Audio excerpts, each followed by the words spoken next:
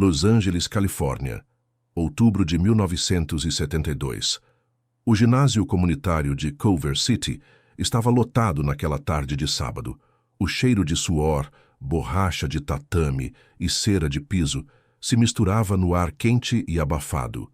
15 tatames espalhados pelo salão principal, cada um com sua própria história sendo escrita em tempo real. O barulho era constante, o impacto de quedas, gritos de kiai, o chiado de kimono contra kimono. Era o Torneio Interestadual de Artes Marciais do Pacífico, um evento que reunia praticantes de judô, karatê, kung fu, boxe e outras modalidades de toda a costa oeste. 347 atletas inscritos, câmeras 8mm e registrando tudo para acervos históricos que nem imaginavam o que estavam prestes a capturar. No canto leste do ginásio, perto de uma de árbitros improvisada, um grupo de homens grandes conversava em voz alta. No centro do grupo estava Wade Briggs. Wade Briggs era o tipo de homem que preenchia completamente qualquer ambiente em que entrava. 130 quilos de músculo sólido, distribuídos por 1,92 m de altura. Ombros que pareciam ter sido talhados de granito. Mãos que você usaria para ilustrar o conceito de mãos grandes num dicionário. O kimono branco estava tenso ao redor dos seus bíceps, como se a própria costura pedisse socorro. Wade tinha 28 anos naquele outubro. Faixa preta terceiro dan em judô. 2 vezes campeão regional da Califórnia. Homem acostumado a vencer. Homem acostumado a ser o maior no tatame. E Wade Briggs tinha um condicionamento. O problema de Wade era que ele nunca tinha encontrado ninguém que conseguisse fazê-lo duvidar de si mesmo. E quando você nunca duvida de si mesmo, começa a achar que o mundo inteiro funciona pelas regras que você conhece. Naquele momento, do outro lado do ginásio, um homem de 63 quilos ajustava seu kimono amarelo desbotado, conversando calmamente com de jovens atletas que o cercavam como satélites em torno de um sol. Ele tinha 29 anos, olhos escuros que pareciam analisar o ambiente inteiro de uma só vez. Ombros estreitos para os padrões daquele ginásio, altura mediana. Nada, absolutamente nada no visual daquele homem sugeria o que estava por vir. Nenhum sinal no peito, nenhuma placa, nenhum anúncio. Mas alguns metros atrás, um organizador do evento falava animado ao telefone. Sim, ele confirmou presença. Bruce Lee vai fazer uma demonstração às 15 horas. Wade Briggs ainda não tinha ouvido essa conversa. E é aí que essa história começa de verdade. Você já esteve numa situação onde confiou tanto em você mesmo que simplesmente não conseguiu enxergar o que estava bem na sua frente? Onde a certeza de quem você era te cegou para quem estava do outro lado? Porque o que aconteceu nos próximos 17 segundos naquele ginásio mudou permanentemente a forma como Wade Briggs entendia as artes marciais. E vai mudar a forma como você pensa sobre força, tamanho e inteligência. Se você quer entender como um homem de 63 quilos não apenas resistiu a um campeão de 130 quilos, mas o fez parecer um iniciante sem desferir um único golpe com força real, fica até o final desse vídeo. Cada segundo importa. E eu vou narrar para você, a segundo, o que aconteceu naquele tatame. Se inscreve no canal agora, ativa o sininho, deixa o like e comenta nos primeiros minutos se você acredita que técnica sempre vence força bruta. Porque ao final desse vídeo, você vai ter certeza da resposta. Vamos lá. Para entender por que aquele encontro foi tão significativo, você precisa entender o contexto de 1972. Artes marciais asiáticas ainda eram tratadas com ceticismo profundo nos Estados Unidos. Revistas especializadas publicavam artigos com títulos como O Mito do Karatê e Por que o judô não funciona numa briga de verdade. Havia um preconceito sistemático, um filtro cultural que dizia: atletas ocidentais grandes e musculosos representavam força real, e tudo que vinha do Oriente era folclore exótico, espetáculo visual, não combate genuíno. Bruce Lee sentia esse preconceito na pele há anos. Quando chegou aos Estados Unidos em 1958, com 16 anos, ele não era ninguém. Um jovem chinês de Hong Kong, em Seattle, carregando uma arte chamada Wing Chun, que nenhum americano conseguia nem pronunciar direito. Ele trabalhou em restaurantes, limpou pisos, dançou cha-cha em competições para ganhar dinheiro. Mas nunca, em nenhum momento, parou de treinar. Nos anos seguintes, Bruce desenvolveu o que chamaria de Jeet Kune Do, não apenas um estilo de luta, mas uma filosofia de movimento. Estudou boxe ocidental com voracidade, aprendeu com livros de esgrima, analisou filmagens de luta livre profissional, decompôs cada técnica de cada arte marcial que encontrou e perguntou: por que isso funciona? Quando isso não funciona? Ele construiu um laboratório de treinamento no seu quintal, em Bel Air, máquinas que ele mesmo projetou, exercícios que ele inventou, um regime que cientistas do esporte estudariam décadas depois com admiração genuína. Naquele outubro de 1972, Bruce já havia filmado A Fúria do Dragão em Hong Kong. Enter the Dragon estava em pré-produção, mas nos Estados Unidos da América, fora de Hollywood, ele ainda era frequentemente visto como uma curiosidade, um artista marcial asiático, um homem pequeno com movimentos bonitos, e era exatamente essa percepção que Wade Briggs carregava quando finalmente cruzou os olhos com Bruce Lee pela primeira vez naquele ginásio. Wade estava conversando com 2 colegas de judô quando um deles apontou na direção de Bruce e disse, sem muita cerimônia: "Aquele ali é Bruce Lee. Dizem que ele é bom pra caramba." Wade virou o pescoço lentamente, olhou, processou. 130 quilos contra 63. 1,92 m contra 1,72 m. Um campeão regional 2 vezes contra um homem que, aos olhos de Wade, parecia que poderia ser derrubado por um vento forte. Wade soltou uma risada curta.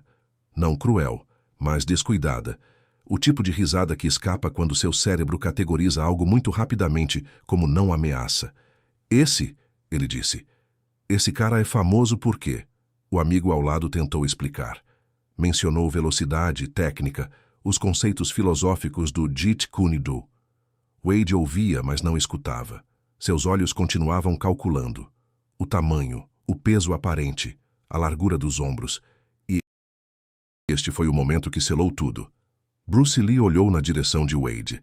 Não foi um olhar desafiante, não foi agressivo, foi apenas atento, como alguém que vê um pneu desalinhado numa roda que está girando. Uma observação neutra de um potencial. Mas Wade interpretou diferente. Para Wade, aquele olhar foi um convite. Ele se levantou da cadeira. 130 quilos começaram a se mover em direção a 63. Bruce continuou conversando com seus alunos. Não havia urgência no seu corpo. Não havia tensão visível. Apenas a mesma calma de quem está exatamente onde precisa estar. Wade chegou a 2 metros de distância e parou. Ele disse em inglês: "Você é Bruce Lee?" Bruce virou na sua direção com o ritmo cadenciado de quem foi interrompido no meio de uma conversa agradável. "Sou", ele respondeu com o sotaque que misturava o inglês de Hong Kong com o de Seattle, sem afetação, sem pose. Wade esticou o braço, gesticulando para o tatame vazio ao lado. "Quer rolar um pouco? Judô contra o seu estilo, sem pressão. Só para ver como funciona." E aqui acontece algo que as testemunhas daquele dia descrevem de forma consistente. Bruce Lee não demonstrou nem entusiasmo, nem hesitação.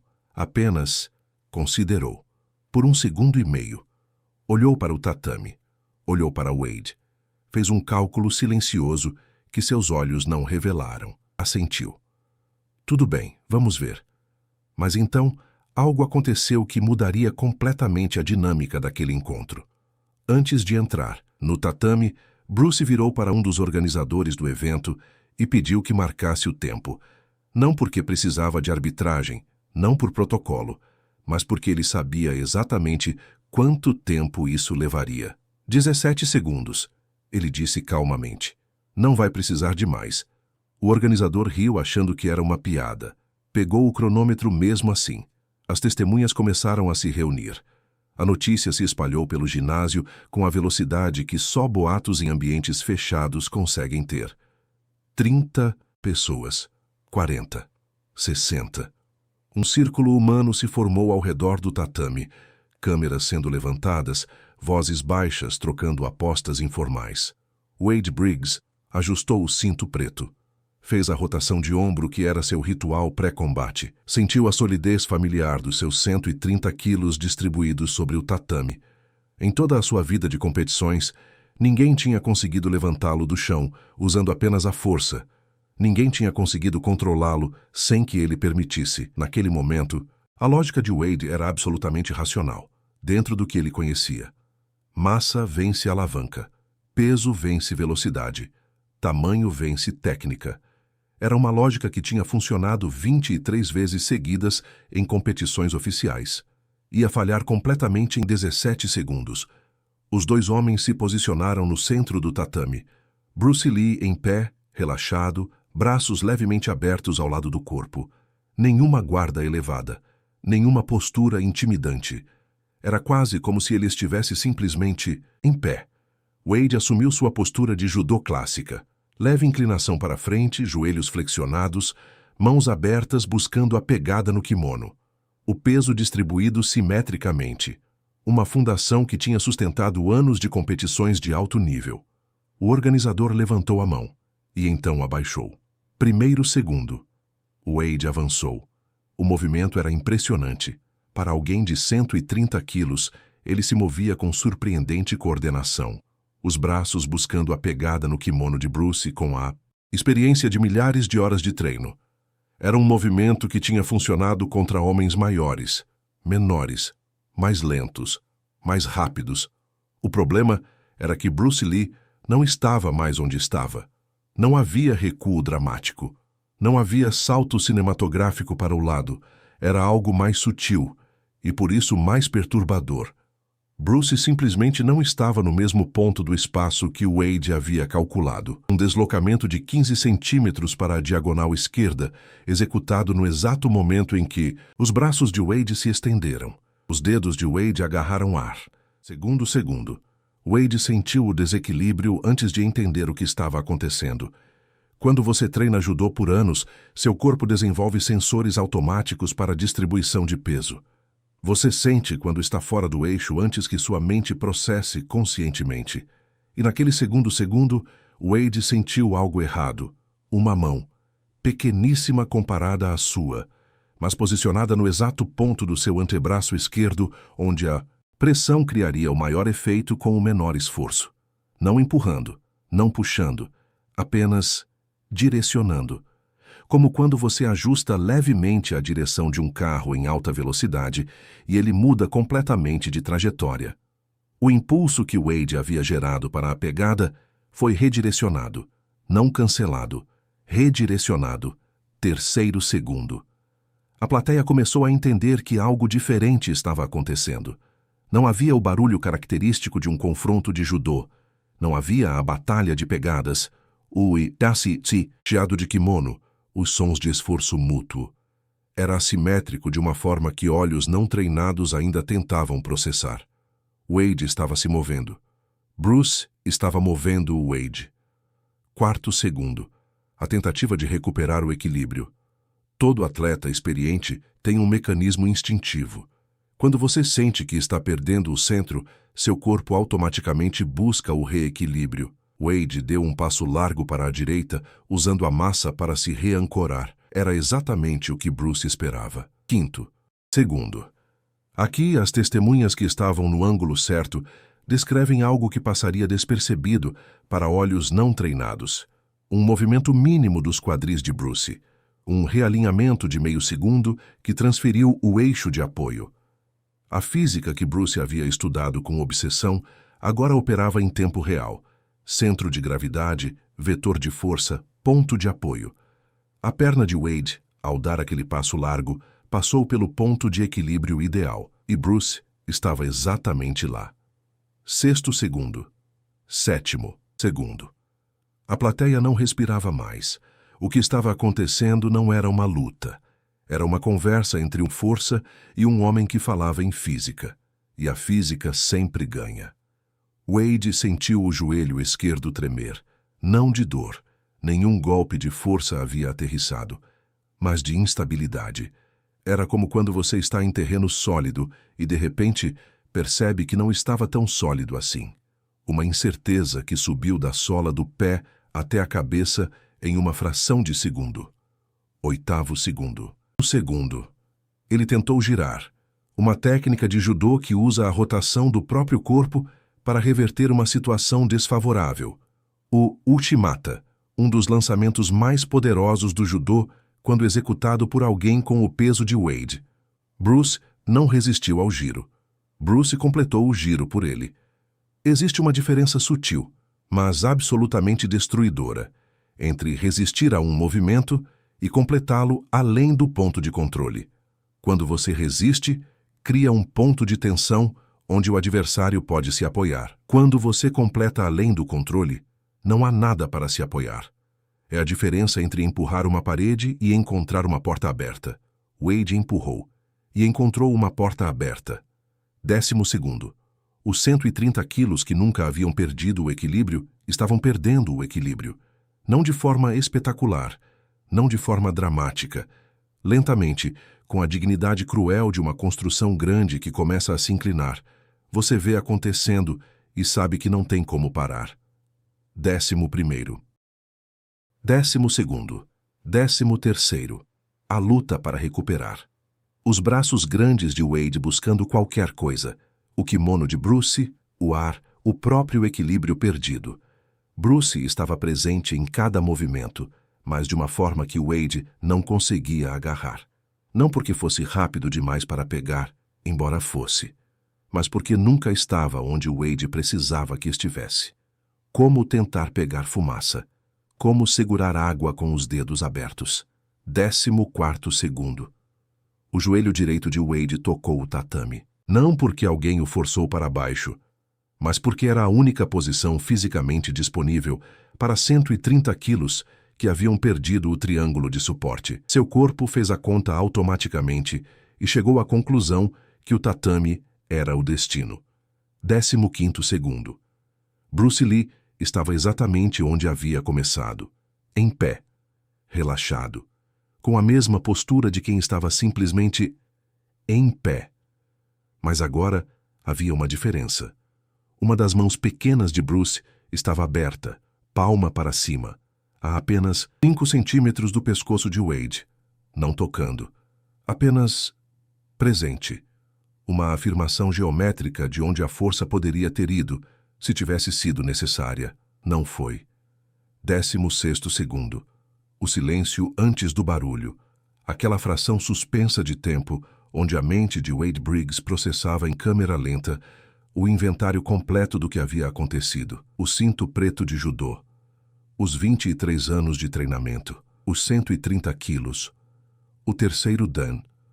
Os 2 títulos regionais. Tudo aquilo. 63 quilos. Contra. Num kimono amarelo desbotado. E ele estava de joelho no tatame. 17º segundo. O organizador, com o cronômetro, olhou para a tela. 17 segundos. Exatamente como havia sido dito. E então, a plateia explodiu. Mas o que aconteceu nos segundos após esse momento é o que realmente define essa história. Porque qualquer um pode ganhar uma luta. O que Bruce Lee fez a seguir mostrou por que ele era diferente de qualquer outro. Bruce abaixou a mão. Estendeu a mão direita para Wade Briggs. Não com arrogância, não com condescendência, com a sinceridade de quem acabou de ter uma conversa importante e quer que o outro lado entenda o valor dela. Você tem uma fundação excelente, disse Bruce. E não era elogio vazio. Era análise técnica. Sua pegada é precisa. Sua postura é sólida. O problema não era você. Wade olhou para aquela mão estendida. Por 3 segundos, que pareceram muito mais, ficou de joelhos, processando.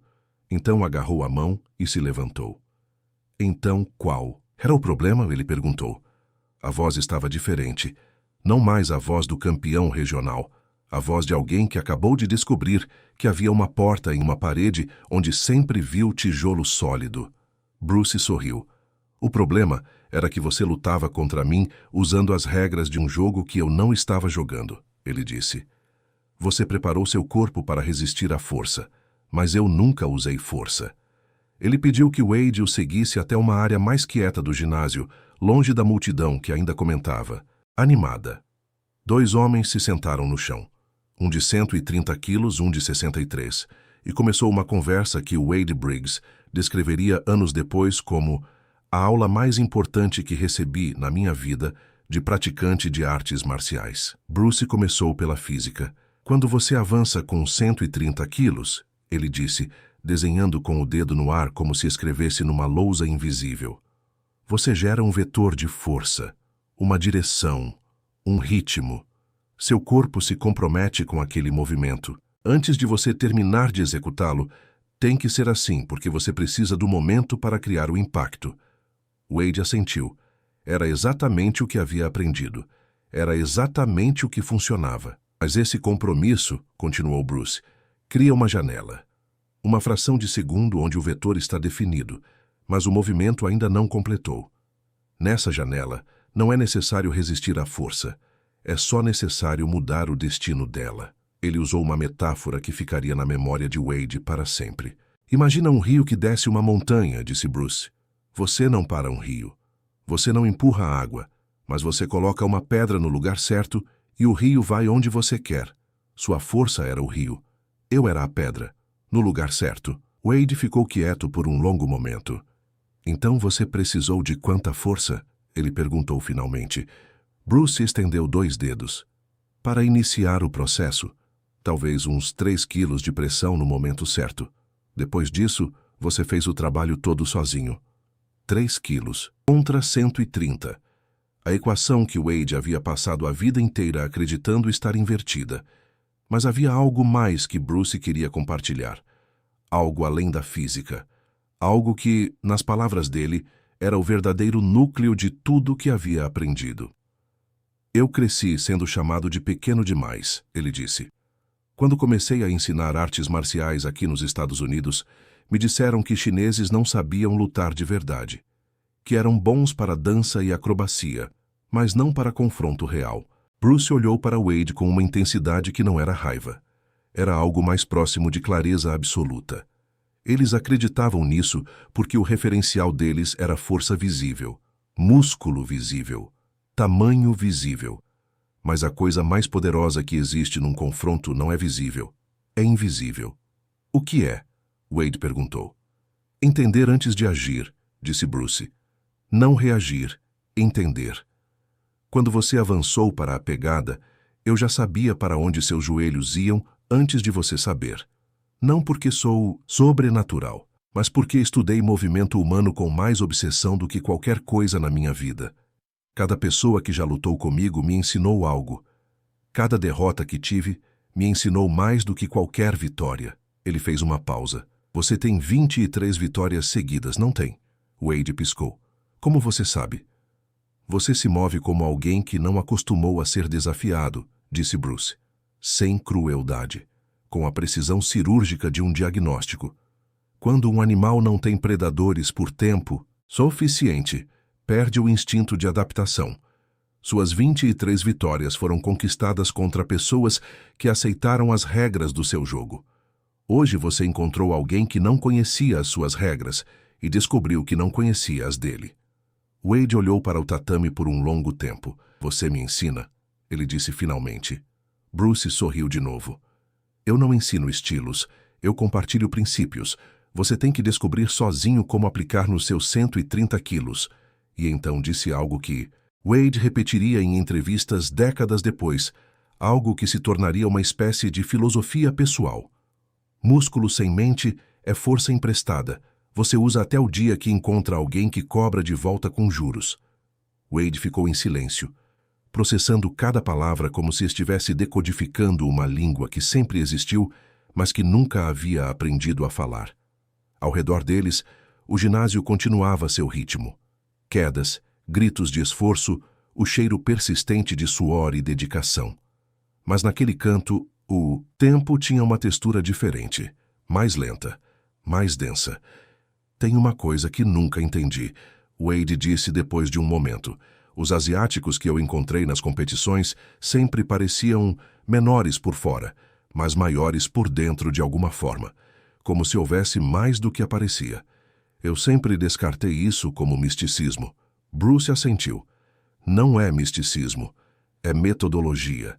Nós fomos ensinados, não todos, os que tiveram bons mestres, a estudar o adversário antes de estudar a nós mesmos, a entender o ambiente antes de entender o movimento. Isso não é magia, é ciência aplicada com paciência que vocês aqui no Ocidente ainda estão aprendendo a valorizar. Havia uma honestidade naquela conversa que transcendia o confronto que a havia gerado. Dois homens de mundos completamente diferentes, sentados no mesmo chão, descobrindo que o espaço entre eles era menor do que qualquer um dos dois havia imaginado. Wade olhou para as próprias mãos. Mãos que haviam controlado adversários muito maiores do que Bruce. Mãos que pela primeira vez em anos haviam agarrado o ar. Então o que eu faço com isso? Ele perguntou. E a pergunta era genuína. Não a pergunta de alguém procurando validação. A pergunta de alguém que acabou de receber um mapa e quer saber como começar a caminhar. Bruce respondeu com uma pergunta. Era característico dele. Raramente dava respostas diretas quando uma boa pergunta ensinava mais. Quantas horas por semana você treina resistência física? Umas 20, disse Wade. Academia, judô, corrida. E quantas horas treina a mente? Estuda movimento? Analisa confrontos? Lê sobre biomecânica, sobre física aplicada ao corpo humano? Wade hesitou. Umas 2, talvez, quando aparecem artigos interessantes. Bruce abriu os braços como se a resposta fosse autoevidente. Você investe 20 horas no recipiente e 2 horas no conteúdo. Imagine o que acontece quando você equilibra essa equação. Foi naquele momento que Wade Briggs tomou uma decisão que mudaria o resto da sua vida como praticante de artes marciais. Uma decisão silenciosa, sem cerimônia, sem testemunhas. Só ele e a consciência de que havia um mundo inteiro de conhecimento do qual havia ficado do lado de fora por anos, convencido de que as paredes não existiam porque nunca havia tentado atravessá-las. Nos meses seguintes, Wade Briggs começaria a transformar seu treino de formas que seus colegas de judô inicialmente não entendiam. Ele adicionou estudo de biomecânica. Começou a assistir filmagens de lutas não apenas para copiar técnicas, mas para entender padrões de movimento. Passava horas analisando como adversários diferentes distribuíam peso, como os joelhos telegrafavam intenções, como a respiração precedia a ação. 2 anos depois, Wade Briggs venceu seu 3º campeonato regional. Mas dessa vez foi diferente. Não apenas pelos pontos ou pela medalha, mas pelo modo como os adversários descreviam lutar contra ele. É como se ele soubesse o que você vai fazer antes de você saber, disse em entrevista ao jornal de artes marciais local. Wade leu aquilo e sorriu. Era exatamente o que havia sentido naquele tatame em outubro de 1972. Mas a história não termina aí, porque 6 meses após aquele encontro no ginásio de Culver City, Wade Briggs estava treinando num dojo particular quando um dos instrutores entrou com dentro havia um bilhete escrito à mão. Curto, sem rodeios. Ouvi que você mudou seu treino. Isso é o começo. BL. Junto com o bilhete havia uma lista de 8 livros. Física clássica. Anatomia cinesiológica. Um tratado militar do século VI a.C., escrito por um general chinês chamado Sun Tzu. Um livro sobre biomecânica do movimento, escrito por um fisioterapeuta suíço nos anos 50. Wade encadernaria aquela lista num quadro que ficaria pendurado no seu próprio dojo por décadas, e sempre que um aluno novo chegava confiante demais na própria força, Wade apontava para aquele quadro e dizia: antes de treinar o corpo, leia isso, porque um dia você vai encontrar alguém menor que você que estudou mais. E naquele dia, a única coisa que vai salvar você é a mente que você desenvolveu antes. Agora, antes de chegar na conclusão dessa história, me responde uma coisa nos comentários. E eu quero que você pense de verdade antes de responder. Você já foi subestimado? Já esteve numa situação onde alguém olhou para você e, baseado apenas no que viu por fora, decidiu que você não era ameaça, que você não era capaz, que você era pequeno demais, novo demais, inexperiente demais? Comenta aqui embaixo, eu já fui subestimado, se essa história ressoou com você de alguma forma. Porque o que eu vou falar agora não é mais só sobre Bruce Lee, é sobre você.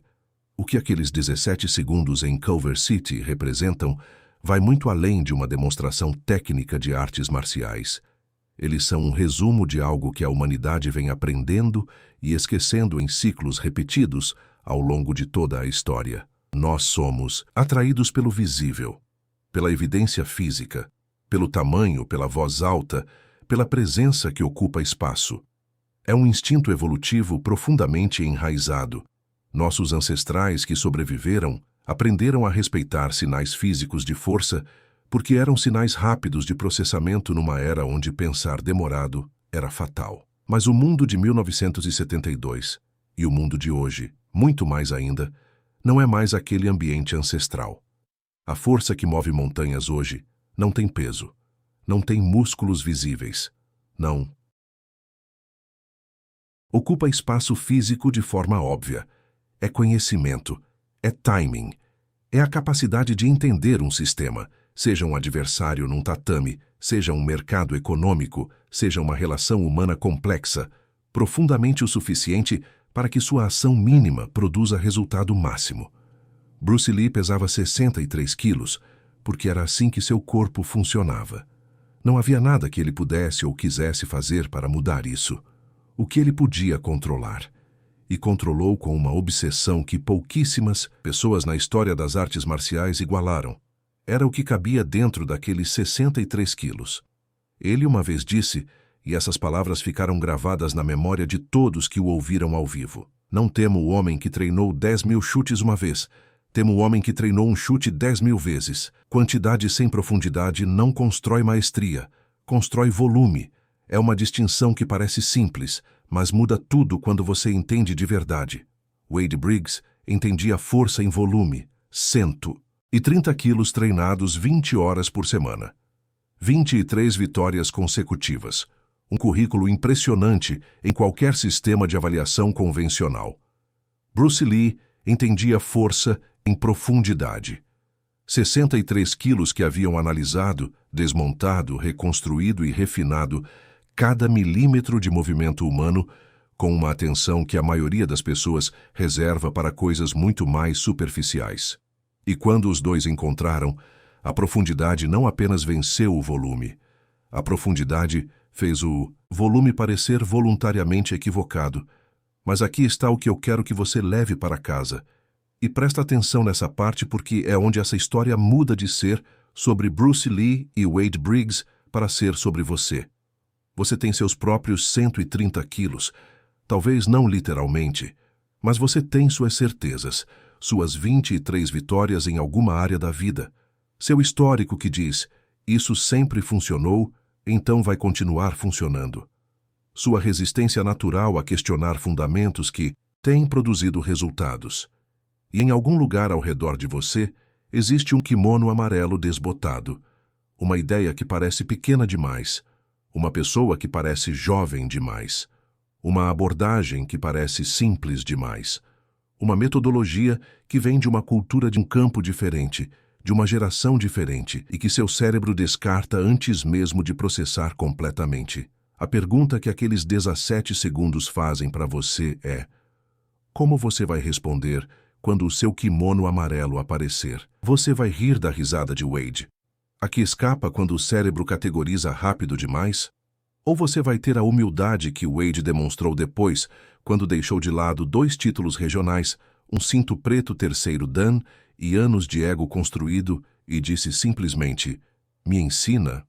A resposta a essa pergunta não vai aparecer num tatame. Vai aparecer numa reunião de trabalho, numa conversa com um filho adolescente que vê o mundo diferente de você, numa ideia que um colega mais jovem trouxe e que você descartou em 3 segundos, num livro de uma área que você nunca explorou.